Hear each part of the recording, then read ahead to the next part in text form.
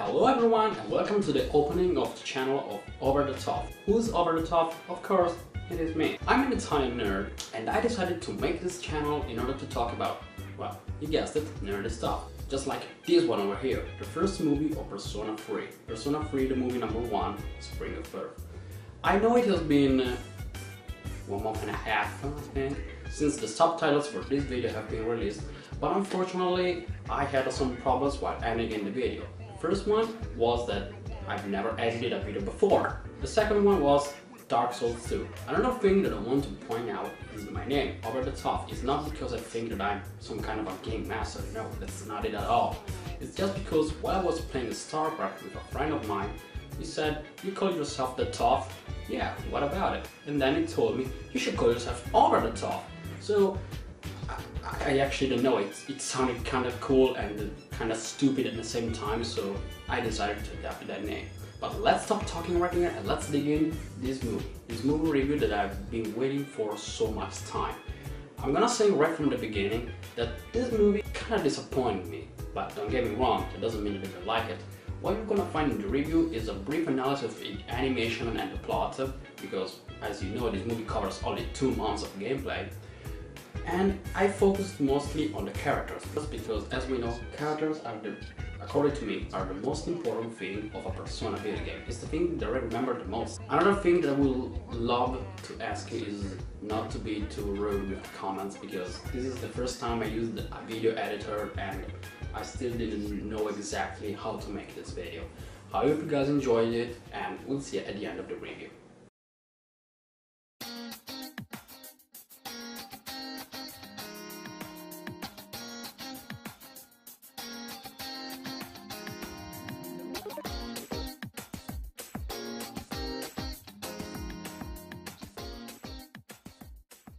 Persona 3 the movie number 1, A Spring of Birth, is the movie that I've been waiting for so much time. As soon as I heard it would have been a trilogy, I thought it was an excellent idea, since the story of Persona 3 is very long and would have been impossible to narrate it in just one movie. Unfortunately, even this tragedy has weak points, since the movies last only around 90-95 minutes, which is not enough time. I gotta be honest that the main events are there, from Yuki's arrival at the door, moving on his Persona Awakening, which was freaking epic by the way, continuing with the monorail battle and concluding with Fuka's rescue.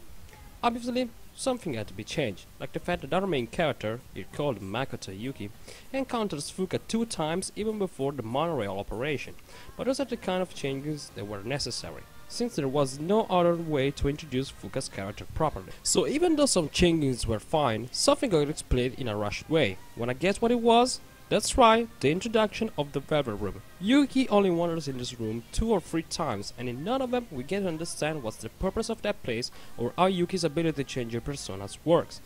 That was disappointing, since the Velvet Room is a very important thing of every Persona game. This wouldn't have happened if this movie lasted 10 minutes more. But let's keep going with the review, because even though some rushed things, this movie has still a lot to offer to us Persona fans. Moving on, we encounter a fundamental aspect of every anime movie, the quality of the animation. As far as we talk about the animation in this movie, there is only one thing we can say: oh my god, that was friggin' awesome! I've never seen something animated better than this. Okay, maybe the animation of JoJo's Stardust Crusaders, but we'll talk about that sometime. Maybe. The animation and the drawings are superb, and as a result the characters are even more similar to the ones in the video game, and the action scenes were amazing. The moment when Thanatos rises from the empty shell of Orpheus should be the new definition of epicness. Seriously, if you're looking for epicness in the dictionary, it should tell you, watch Thanatos Awakening, the first Persona 3 movie, you dick! A proper animation helps to make action scenes even more important, especially the ones that are essential to the continuation of the plot. Besides Yuki's awakening, the monorail operation and the Emperor and Empress full moon battle acquire the exact same importance that they had in the video game, and then it also helps the viewers to amuse themselves with some great quality animation. In addition, as I was saying before, beautiful drawings help to represent the main characters. Let's be honest, if an intriguing and fascinating story is the most important thing about a Persona game, its characters are the second most important one. Characterization was done magnificently, as soon as a specific character started to talk, I was able to say, yep, that's definitely him. The only one that caught me by surprise and needing a more particular and in-depth description was Yuki, but only because in this movie they went with a kind of main character that I didn't really expect. but don't get me wrong, that doesn't mean that I didn't like him. When I say caught by surprise, I really mean it. Here, Makoto Yuki could be described as the personification of indifference itself.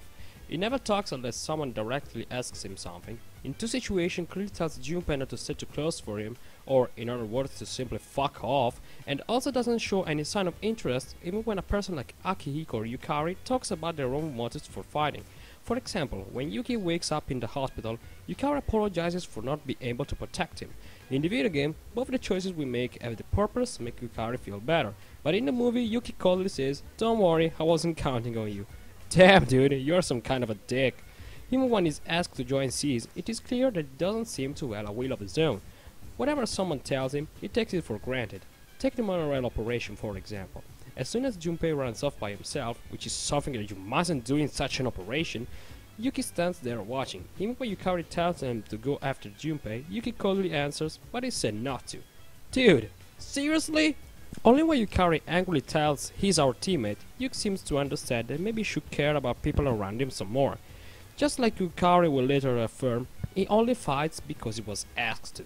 It is no surprise that right before the beginning of any operation his answer is understood. And that I can tell you seriously gets on Yukari's nerves. If something is not happening right in front of him, he wouldn't give jack shit. It is clear when he encounters Fuka for the first time. Fuka's friends are bullying her and drop all her belongings to the ground. Yuki happens to be passing there, so he decides to help her out. After he's done, Fuka apologizes for causing him trouble and thanks him. Obviously, Yuki silently walks away like, okay, whatever. Obviously, this state of his is caused by a traumatizing event, the death of his parents, which occurred 10 years before the events of the movie.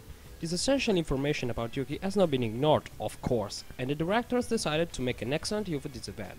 In fact, the only thing that seems to shake off Yuki from his distant and cold behavior is seeing someone around him facing death. The first occasion is the battle on the rooftop of the dorm, where Yukari is getting killed by the Big Shadow. Seeing her unconscious triggers in Yuki the memory of his parents' death, and, in addition of Pharaoh's excitation, he grabs the evoker and solves the situation. After that, Yuki encounters Fuka for the second time, and this is when Fuka calmly tells him that you should always care about people around you, especially if they are friends of yours. The second case of seeing someone dying in front of his face occurs during the monorail operation, when a desperate Junpei is running towards certain death.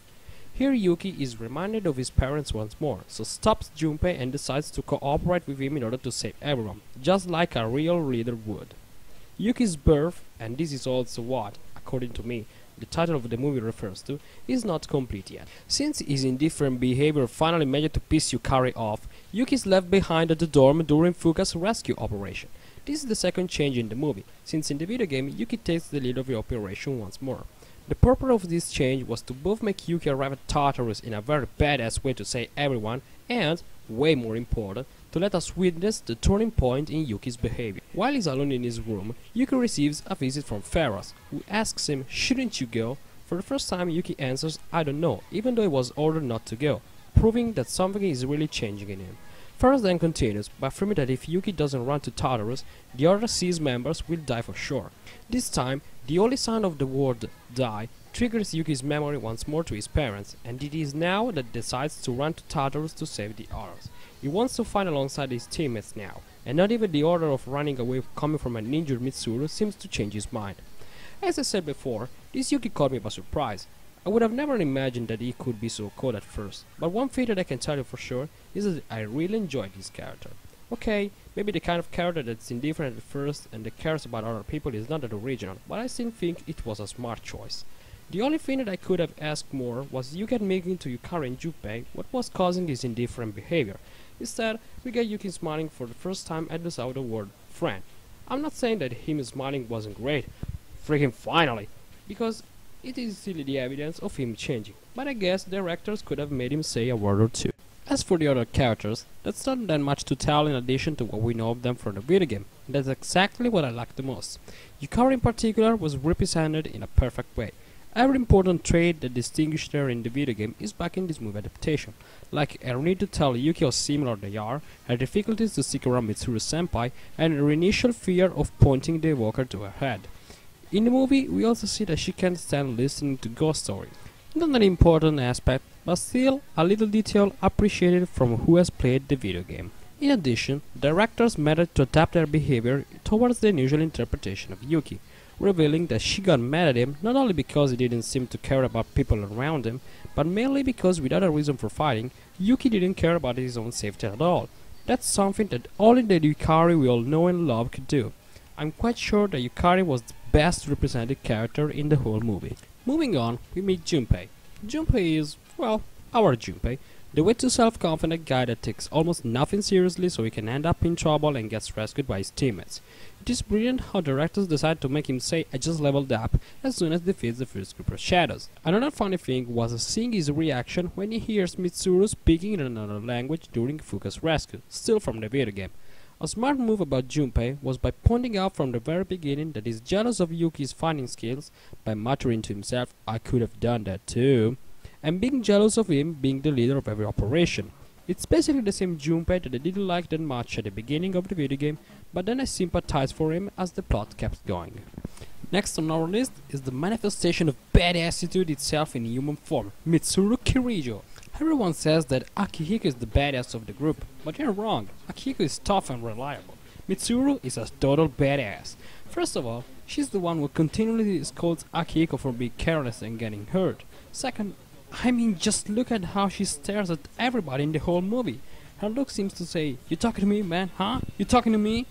Unfortunately, in this movie she doesn't do that much, but the infos that the movie gives us are right. She's a badass who badassly gets elected student council president while being badassly rich, along with assigning roles before every siege operation in a very badass way. And on top of that, she arrives on her badass motorcycle and stares at the others as saying, "Right in your face, pussies." The only other particular that stands out about her is that she refers to her teammates by their last name, exception made for Akihiko, of course. Signed that she doesn't want to open up to other SEAS members yet. One thing that I can tell you for sure is that I'm really looking forward for the upcoming growth of her character in the second movie. Moving towards the end of the video, we meet our second last character, Akihiko Sanada, who could be described with just one word, resolute. His resolve and sense of justice are enthralling. Every time Akihiko was on screen, I felt motivated.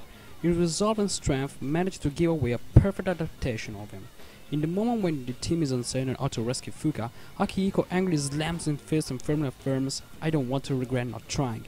This is an amazing example of his resolve, aroused by past mistakes due to his inadequacy and weakness, as explained in the hospital. Thanks to these mistakes, Akihiko finds the will to move on and get stronger, and he does that by doing the one thing that excels at, training. He even makes Junpei deliver him some heavy grips in the hospital in order not to slack off. That's our Akihiko, diligent and always at work. Last but not least, we have Ghost Girl, aka our dear Fuka Yamagishi. Fuka's screen time is not that much, but we still get to know her pretty well. She's the kind of person that tries not to hurt anybody, the one who actually cares of other people's feelings before thinking for their own ones. She's always thankful towards Yuki for helping her and also apologizes every time she thinks to cause trouble to someone else. Her first priority is not to hurt anyone's feelings, and when it accidentally happens, she willingly tolerates being bullied by the same people she hurted. In this case, her friend, Mrs. Moriyama. When Yuki asks her why should you care, Fuka patiently answers that it is her own fault if Moriyama is angry at her, and since the fear of losing her friend prevents Fuka from apologizing, she prefers to keep tolerating other people messing around with her, even that costs her having her belongings tossed all around the place twice, skipping lunch break and getting locked in the school gym. Even though she manages to stand all that and, key factor in Fuka's growth, stands up and fights as soon as her friend is in danger. She bravely points the evoker at her head and awakens her persona power. By the way, am I the only one who thinks that here Fuka's power is OP? Think about it. In the video game it's fundamental because battles have turns and enemies have different levels, so you have to spend the first turn of each battle analyzing enemies' weaknesses, and you should still be careful of shadows with a higher level. In the movie here, there are no such things, so Fuka's power is way more useful and unstoppable. That being said, I really like the adaptation of Fuka. Looking forward to see her in action in the second movie. In conclusion, I have to say this movie was very good. Very good, yes, I'm honest, I really liked it. It wasn't exactly like I expected it to be. I still have to give them some credit, because the animation, as I said before, are awesome and characterization was done in a very magnificent way. The only problem is the runtime. I still wonder why they never make animation movies last more than 1 hour and a half. Would have been a problem making it last 10 minutes more? You could have 10 minutes in order to explain better what the battle room was. If I can be totally honest with you, I'm kinda worried for the second movie. This movie covered only 2 months of gameplay. In 1 hour and a half, they didn't manage to cover everything perfectly. So what will happen in Midsummer Night's Dream when it is gonna cover 3 months and a half of gameplay in just 1 hour and a half? I don't know, I guess I will have to have faith and see, but I can tell you I will really enjoy it just because Aegis is in there. And unfortunately also Kanamada is. Fuck, I hate that kid. So, I hope you enjoyed the video. Non-Persona fans, don't worry, I'm gonna try to put other stuff other than Persona videos in this channel. Persona fans, if you really liked this video, I would love if you came back to see other videos, because I can tell you there's gonna be plenty of Persona in this YouTube channel. I hope you enjoyed my review. See you next time.